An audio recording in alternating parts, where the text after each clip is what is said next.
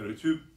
We're going to get on the FAQ of Icecream Fitness program, which is written by Jason Bloho.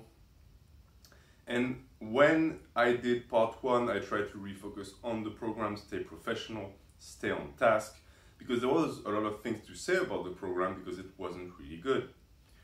Now, the FAQ is the part where I'm going to be able to lay into the author a little bit more. Reason why is because usually FAQs are not written with the purpose of helping people understand the program and how to make the best gains from it. They're usually written as a defense to protect the program, because people who write programs for some reason think that they invented fire and that therefore it's like a piece of art that needs to be defended, which it isn't. Everyone can program, and writing a program like Icecream Fitness is fairly easy because it's a bad program. I mean, slapping a few compound movements together and random rep schemes like 5x5, it's anyone can do it, anyone, okay?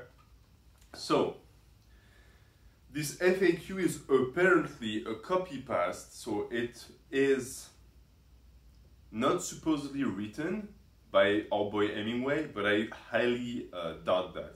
I think he did write that. I think someone proofed it, meaning came after him and corrected the many grammatical mistakes, but I think it's from him. So I'm going to be able to read it as if it was from him, and we're going to see if he actually helps make the program better, and just try and collect as many ments as possible. So we're going to be a little bit on the roasting side on this episode. I'm not going to be as technical. This is going to be an introduction to the case series, the case profile series I'm making. I did one episode on Netherbeast. I have enough material to make 2 other episodes on the bearded shaman, but a lot of people want episodes on Jason Blahino, aka the mercenary. So I will do it. I started writing the script, and I have a ton of material and a ton of things to say. So I'm not going to spoil it in this episode, but it's just going to give you a nice introduction. So let's get cracking. First off, he tells you that before asking any questions, you should watch his videos, because 99% of the questions are answered there.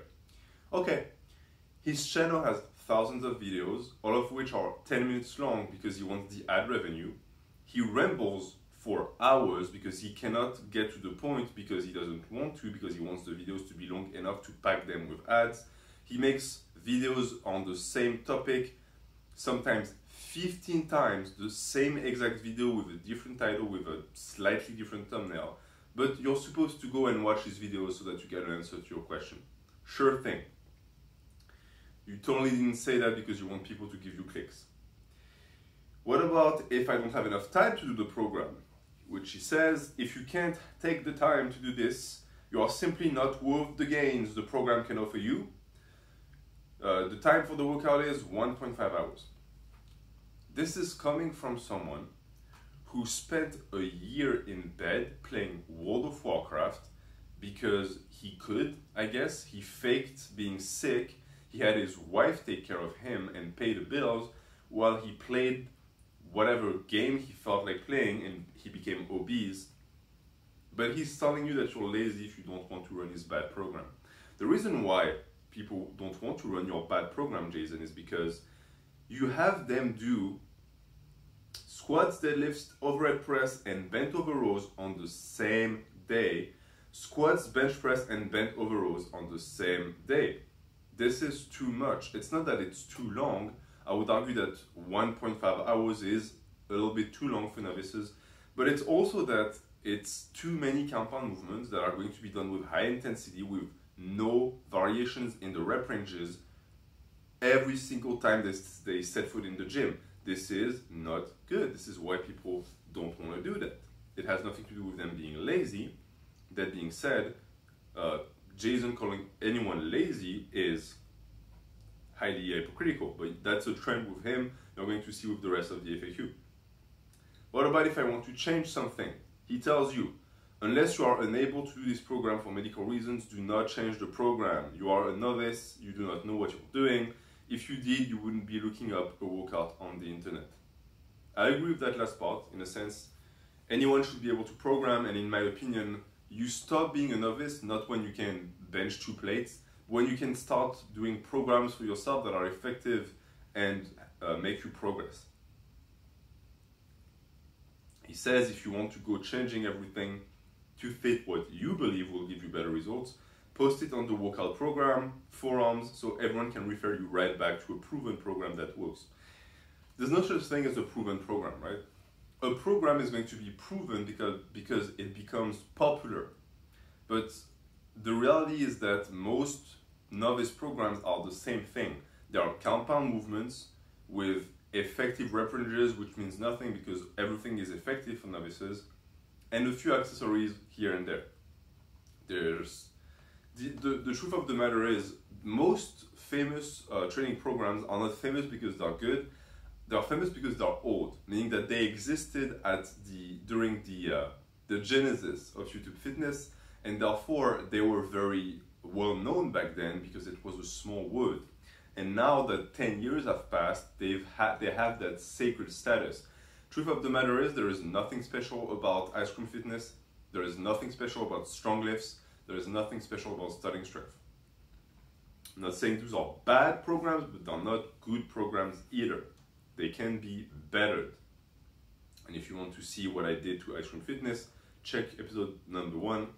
I changed the program to make it more effective. There's also, in my opinion, a lot of arrogance behind those statements because it's encouraging novices to not touch programs. Truth of the matter is, if your program is so fragile that changing one thing is going to throw the entire equilibrium of the intensity rep ranges up, then it's a bad program. But it's not even the case, because this program is not like that. You can take stuff away and it doesn't change much as long as you replace them with things that make sense. It's just an ego thing. People write programs and they think they invented something great, and if someone touches something, they get upset. I mean, it's such a common trait among people who publish program online that it really makes me question if these people are trying to help others make gains or if they just want their name to be out there. What if I have bad knees? If you have bad knees, do box squats. I disagree with that 100%. If you have bad knees, your goal should be to fix your knees, not to do something that is so far away from a knee flexion that you don't really get the benefits for your quads that you should. The issue with box squats, I've explained that in the Alpha Destiny video, is a lot of people, they put the box square so that when they have to squat on it, they have to go super wide, which is, for most people, not a stance you're going to do to recruit your quadriceps. So you end up doing a weird good morning box squat with a ton of hip hinge. That is not a knee flexion anymore, it's not a squat.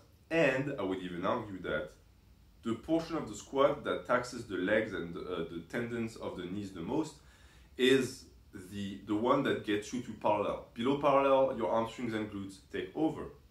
This is why people say that half squats are bad for your knees. So he's basically telling you, if you have bad knees, do half squats. And I say that why? Because I think that box squats are a good way to rehab patellotendinitis with low weight. If you start putting as much weight as you would on a normal barbell back squat, you're just aggravating the potential shearing force on the knee. So awful advice, but I'm not surprised, because in a sense, box squats are quote unquote easier, because the most uncomfortable position you can be in the squat is the one when you have to reverse the energy of the bar. And if you go ass to grass, that's when you're in the hole. If you have a box, you can push off from the box. It makes it easier, it makes it more comfortable, it's less mentally draining, and I would also argue that it's not as tough on the cardiovascular system. So I disagree with that advice 100%. If you have bad knees, fix your bad knees. Don't just do a lift that you think is going to not aggravate them as much. What if I want to add more deadlifts? He says deadlifts are one set of 5 for a reason. They're taxing on the CNS, and if you mess around, you will get hurt. I don't agree. I think that as far as CNS fatigue goes, squats are much worse than deadlifts. People think that deadlifts are worse because that's made short of the term CNS fatigue. What does that even mean, right? For most people, when they deadlift, what they think is a nervous fatigue is in reality their actual joints. It's their lower back that's in pain. Why? Because they pull with poor form. You have to pull a deadlift with your hamstrings and your glutes, not with your lower back. So if you have poor form, yes, it's going to be too taxing. That being said, I do think one set of 5 is enough for the deadlift because it represents a good intensity that is going to help you progress. You don't need to do more than that. But it's not because it's dangerous. It's because you don't need to do more. And when you don't need to do more, you just don't do them. He says, do the reps and sets as they are laid out in the program. Again, trying to get novices to not do any modifications to the program. And it's out of ego, again, because the reps, it's not like the reps and sets in the program are evolving rep ranges that are quite intricate and that work well with the rest of the program. He's just slapping a bunch of 5x5, 3x5, 8, 3x8. I mean, this is just random intensity and volumes thrown at you with a ton of compound movements. So it's not like you wouldn't benefit from changing the rep scheme. You would, because they're not good. What if I don't like squats and deadlifts? He says, don't ask if you can ditch squats or deadlifts because you don't like them. They're essential, so just do them. Coming from a guy who stopped squatting because someone issued a challenge to him for a high rep squat challenge, and who made a video saying, oh, I can't because my heart is gonna explode. I have a genetic condition, which we know is not true. He lied again on this because heavy squats for high reps, widowmakers, are super tough. They're super tough on the cardiovascular system, on your muscular endurance. They're painful. And Bloho has the pain tolerance of a 4-year-old child. So he's not going to do stuff like this. And then he tells you that if you don't do it, then you're a coward. Same for the deadlift. I mean, he stopped deadlifting and squatting at some point because he was bored with it. He didn't find it fun. And he has the guts to say to someone like a novice that if they don't like him, then they're essentially a waste of life. Nothing is essential. And that's my issue too with that type of program. A lot of novice programs groom lifters into becoming potential powerlifters. Why? I understand that it's very important to have squats, deadlifts, compound movements that are going to build a lot of muscle. They're going to establish a solid base for lifters so that they can evolve past that. But you don't have to turn them into powerlifters if they don't want to. If they don't want to do a deadlift, make them do a different hip hinge. If they don't like squats, make them do a different knee flexion. Nothing is essential in truth. And then he talks about additional work, so for the calves, for lateral raises, for ab work. Most of what he says, I agree. The one that I don't agree with is the lateral raises. He says that they're acceptable, but he suggests doing face pulls. They don't work the same muscles though. The lateral raises are going to put a lot of strain on the medial delt, and the face pulls work the real delt. So do both if you want shoulder development, but they cannot replace each other. He talks about lifting when cutting. I'm not going to talk about that too much, simply because I don't have much experience with that. That's one area where I'm not going to give much advice. Can you add cardio? With a good diet, he says you don't need to do cardio. I don't necessarily disagree. He says that diet is what affects weight. To a degree, yes, but I think that diet is overhyped. When we're dealing with people who know how to control calories, right? He says you will receive the same benefits from this program as you would receive from cardio. Okay? I might make a video about it, but I sort of agree and sort of disagree. What if I add weight and fail? That's very important, because a way a program helps you deal with failure is a good indication of whether or not the person who wrote the program understood the volume and intensity that they introduced with their rep ranges, and if they can help you move around it if you get stuck. Jason says, if you fail a rep set, you repeat the weight during the next workout. If you fail the next workout, you lower your weight by 10% and continue to use that until you progress. Reset weights get rounded down. Okay, so here it's the classic method that many novice programs offer to their trainees when they fail. You basically try and take the weight again, and if it doesn't work, lower 10% and take it again.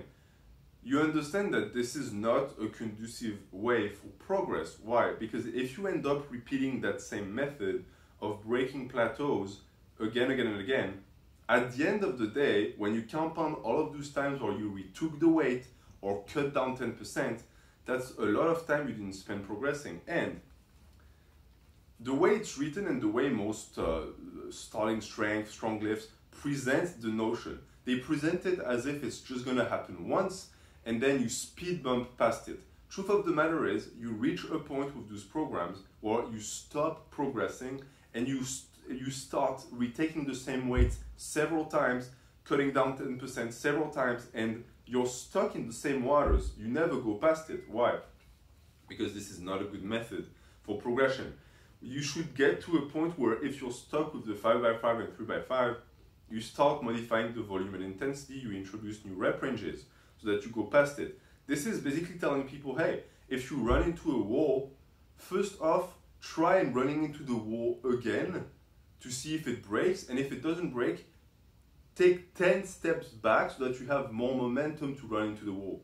It's never gonna help you actually progress because it's not teaching novices how to avoid plateaus.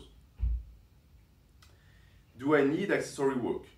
He says you don't need any extra accessory work because you're a novice and therefore your entire body is a weak point. I don't like this idea. Why? Because again, it's taking novices for idiots who should only be doing squat, bench, and deadlift. But the truth of the matter is, doing some accessory here and there is not going to be detrimental. There's also the fact that, what is an accessory, dude? Like, if you're talking about an accessory in terms of powerlifting, why are you trying to push novices to train like powerlifters? Maybe they don't want to be powerlifters. For me, an accessory is going to be something that accessorize the training. So it's going to complement things that are not taken care of in the training, which you can definitely do as a novice. That way you don't actually end up with a ton of side projects as an intermediate that you have to catch up on. He says that if you stall, you should deload. I'm going to drop a video on deloads this week. Substitutions for hyperextensions. He says you can substitute them with good mornings, which I don't agree with. They are not the same lift. The weight is not in the same position. And in my opinion, the good morning is much more of an accessory for the squat, and the hyperextension is much more of an accessory for the deadlift. The hyperextension, in my opinion, is healthier on the lower back. It's going to provide much more of a contraction on for the hammies. The good mornings potentially have a better stretch. It's a different thing, but they both work for the posterior chain. What about the close grip bench press? Can you substitute the close grip bench press? I won't even see why someone would want to substitute that, but he says that dips, you can substitute them with dips, which I have no opinion on that, so maybe. And what about the rest between the sets? He says break times between the sets are 3 to 5 minutes for the 5x5 sets and 1 to 2 minutes for the 3x8 sets. So more rest for strength work and less wait for what would be volume accessory work. I have no disagreement with that. And that's going to be pretty much that for this FAQ. So we've covered the entirety of the Icecream Fitness program. And it was fun, but we're going to get into the real meat of the subject when we talk about the author of this, which is Jason Blovo. If you wonder why I don't say his name, it's because I don't want people who might not be familiar with him to be able to find his channel, because I don't want him to get any views. But you can expect a case profile dropping on that individual next week. Thank you for watching. Have a good day.